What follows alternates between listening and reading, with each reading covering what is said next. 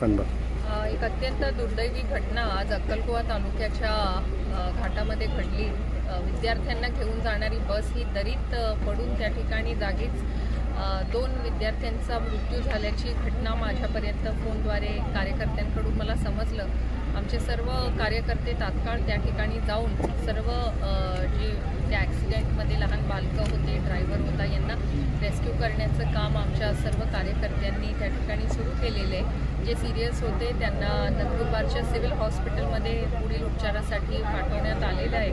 आणि ही जी दुर्दैवी घटना घडली, जे बालकं त्या ठिकाणी मृत्यू ज्यांचा झाला आहे, त्यांच्या आणि त्यांच्या परिवाराप्रती मी या ठिकाणी वेदना व्यक्त करते। आणि मी स्वतःही काही वेळात त्या ठिकाणी हॉस्पिटलमध्ये मी गावित साहेब आम्ही स्वतः